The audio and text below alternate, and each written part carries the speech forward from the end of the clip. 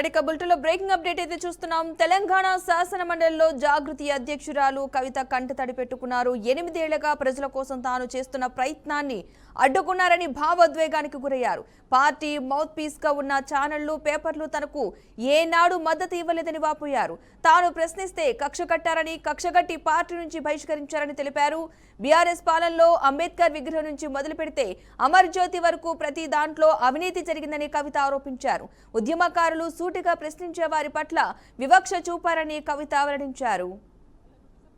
ఒక వ్యక్తి ఒక పార్టీలో చేరాడంటే ఆ వ్యక్తి యొక్క భావజాలాన్ని కానీ, ఆ వ్యక్తి యొక్క భావ ప్రకటన స్వేచ్ఛను కానీ ఆ పొలిటికల్ పార్టీస్ హరించడానికి లేదు అధ్యక్ష.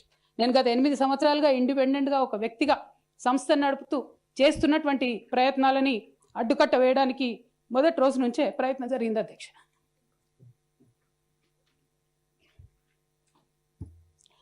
కానీ ఎక్కడ కూడా నేను తెలంగాణ బిడ్డలని, తెలంగాణ ప్రజల్ని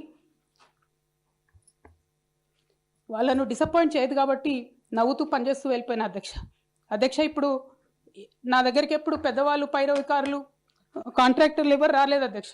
నేను ఎప్పుడు కూడా పేద ప్రజల మధ్యలోనే ఉండి పనిచేస్తున్నాను అధ్యక్ష. నా దగ్గరికి వచ్చినటువంటి బీడీ కార్మికులు కావచ్చు, బీడీ టేకేదారులు కావచ్చు, అంగన్వాడీ టీచర్లు కావచ్చు, ఆశా వర్కర్లు కావచ్చు, ఐకేపీ ఎంప్లాయీస్ కావచ్చు అధ్యక్ష, అదేవిధంగా జిహెచ్ఎంసీ కార్మికులు కావచ్చు అధ్యక్ష, టీచర్లు కావచ్చు అధ్యక్ష, నిరుద్యోగులు కావచ్చు, ఆడబిడ్డలు కావచ్చు, సింగరేణి ఉద్యోగులు కావచ్చు, కరెంట్ ఎంప్లాయీస్ కావచ్చు, ఎవరు వచ్చినా అధ్యక్ష నేను కాదనకుండా నాకెంత వీలైతే అంత పనిచేసి పెట్టేటటువంటి ప్రయత్నం చేసిన అధ్యక్ష. అయినా సరే అధ్యక్ష, పార్టీ మౌత్ పీసులుగా ఉండేటటువంటి పార్టీ పేపర్లు, పార్టీ ఛానళ్ళు ఏ ఒక్కరు కూడా ఎన్నడూ కూడా మద్దతు ఇవ్వలేదు అధ్యక్ష. అయినా సరే ధైర్యం వదులుకోకుండా మొక్కువని ప్రయత్నంగా నేను ప్రయత్నం చేస్తూనే వెళ్ళాను అధ్యక్ష. ఒక వ్యక్తి ఒక పార్టీలో చేరాడంటే ఆ వ్యక్తి యొక్క భావజాలాన్ని కానీ దానికి ఏదైతే ప్రశ్నించడం నేర్పించినటువంటి బీఆర్ఎస్ పార్టీ అధ్యక్ష, అంతర్గత వేదికలలో అనేక సందర్భాలలో నేను ప్రశ్నిస్తే అధ్యక్ష నా మీద కక్ష కట్టారు అధ్యక్ష. కేసీఆర్ గారు చుట్టూ ఉన్నటువంటి కొందరు వ్యక్తులు తప్పక చెప్తున్నాను అధ్యక్ష ఈ మాట. ఎందుకంటే భారతదేశ రాజ్యాంగం ప్రకారం రాజకీయ పార్టీలు ఏవైనా కూడా ప్రజలకు ఒక దిక్సూచిగా నిలవాలి అధ్యక్ష, ప్రజలకు ఒక దారిదీపంగా నిలవాలి. పార్టీలోనే అంతర్గత ప్రజాస్వామ్యం లేకపోతే రాష్ట్రంలో ఎట్లా ప్రజాస్వామ్యం ఉంటుందనే విషయాన్ని కూడా మనందరం గమనించాలి కాబట్టి ఈ మాట చెప్తా ఉన్నాను అధ్యక్ష.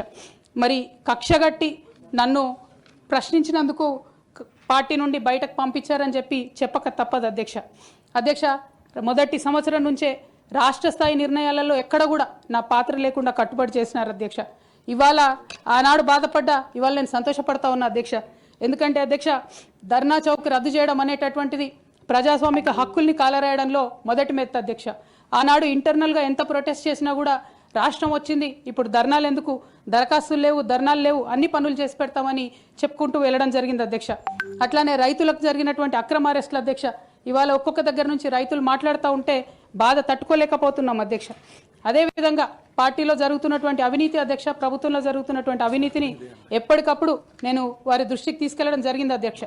అమరజ్యోతి నుంచి మొదలు పెట్టుకుంటే అధ్యక్ష, అంబేద్కర్ విగ్రహం దగ్గర నుంచి మొదలు పెట్టుకుంటే అధ్యక్ష, సెక్రటేరియట్ నుంచి మొదలు పెట్టుకుంటే అధ్యక్ష, కలెక్టరేట్లలో కూడా తీరని అవినీతి జరిగిన మాట ముమ్మాటికి వాస్తవం అధ్యక్ష. దీనికి పెద్ద ఉదాహరణలు సిద్దిపేట, సిరిసిల్లలో కట్టినటువంటి కలెక్టరేట్లు 2 వచ్చినటువంటి మొదటి వర్షానికే 2 కూడా మునిగిపోయినాయి అధ్యక్ష. ఆ విజువల్స్ అందరం కూడా మనం చూడడం జరిగింది. ఇక సిద్దిపేటలో, సిరిసిల్లలో కట్టిన కలెక్టరేట్లకే దిక్కు లేకపోతే మొత్తం రాష్ట్రంలో కట్టినటువంటి అన్ని బిల్డింగ్లు ఎట్లుంటాయన్న విషయాన్ని కూడా ఒకసారి తెలంగాణ ప్రజలు ఆలోచించుకోవాలి అధ్యక్ష. ఒక పక్క నిజం మాట్లాడే వాళ్ళను, సూటిగా మాట్లాడే వాళ్ళను, ఉన్నట్టు చెప్పే వాళ్ళను రిస్ట్రిక్ట్ చేయడమే కాకుండా అధ్యక్ష, ఉద్యమకారుల విషయంలో తీరని నిర్లక్ష్యం గురైంది అధ్యక్ష. అనేక సందర్భాల్లో నేను పార్టీ నాయకులని, పెద్ద నాయకులను కూడా అనేక సందర్భాల్లో అడిగిన అధ్యక్ష.